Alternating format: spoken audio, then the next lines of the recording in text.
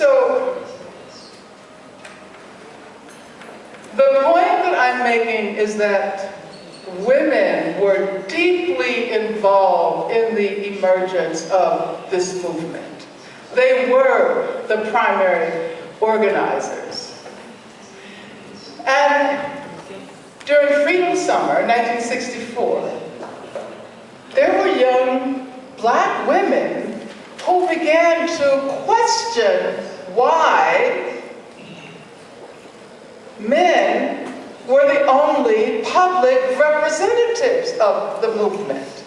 They began to question the patriarchal structure of these organizations.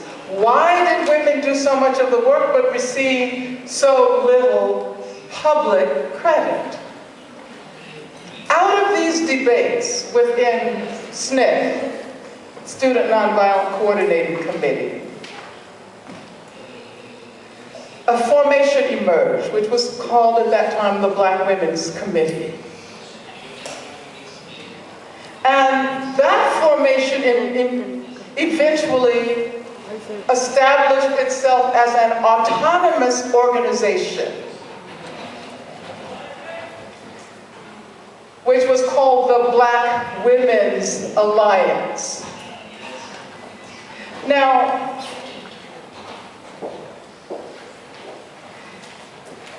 (1965, 1966, and up to 1970, the Vietnam War was raging. And at the same time, the pharmaceutical industry within the capitalist structure of the US was expanding. In Puerto Rico, a campaign was underway to sterilize, forcibly sterilize, vast numbers of Puerto Rican women of childbearing age. And at the same time, the pharmaceutical industry was conducting experiments on birth control pills. Okay? All of these things were happening. And so it became clear to the activists within the Black Women's Alliance that they would have to expand their frame. And so they changed the name from Black Women's Alliance to Third World Women's Alliance. And one of the first major activist campaigns they undertook was the campaign against forced sterilization, particularly of women in Puerto Rico, but also of indigenous women within the US, and of Black women in the South. Now, this was one of the first instances in which Black feminism, third world feminism as it was called in those days, clashed with dominant white feminism. This is the period during which the reproductive rights movement was developing. And the reproductive rights movement was largely a single issue campaign focused on abortion rights. Now, those who were involved in the campaign against sterilization abuse argued that women's right to control their reproductive capacities had to be conceived of in a much broader framework. It was not only the right to abortion, the right to end unwanted pregnancies, but it was also the right to have children when women so chose. And as I pointed out, the sterilization campaign in Puerto Rico coincided with the development of the pharmaceutical companies who were developing birth control pills. Many of the birth control pills that women all over the world now take resulted from the experimentation on Puerto Rican women's bodies. And so the question facing Black and third world feminist activists at this time was how to put all of these issues together. They did not assume, as did other activists, that the only way to conduct a successful campaign would be to separate issues and to think only about one issue at a time. And so there were those in the dominant women's liberation movement who were arguing that our focus must be on women. But what women were they talking about? You must choose. I remember being told many times myself, you have to choose whether you are a woman or whether you're Black. Whether you want to struggle against sexism or whether you want to struggle against racism. Does it sound familiar?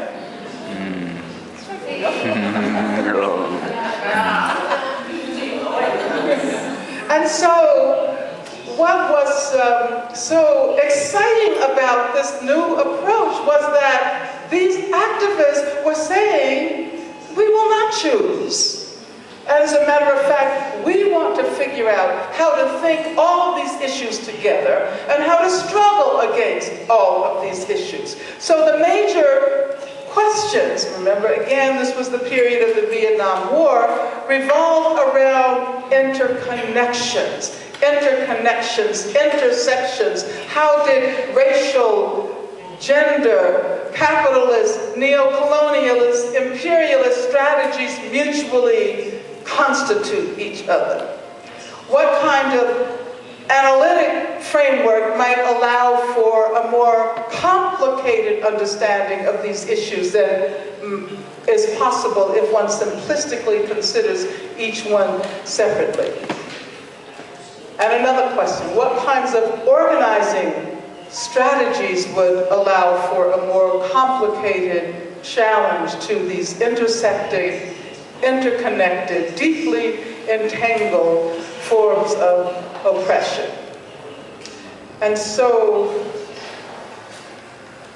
I guess my time is about up.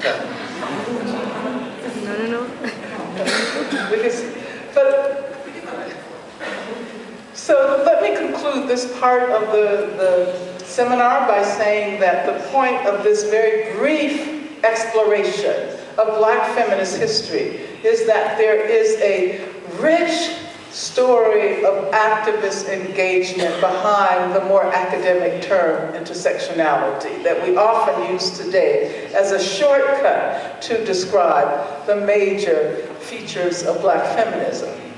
And so I would say, as a person who is just beginning to learn about struggles in Colombia, that we look at the struggles of displaced African-descended people. We look at the struggles of indigenous people, and we ask ourselves, how do those struggles manifest an effort to engage with a very complicated political, economic, and social situation without doing what academics often do, which is to assume that the only way we can understand things is to isolate one concept from the other.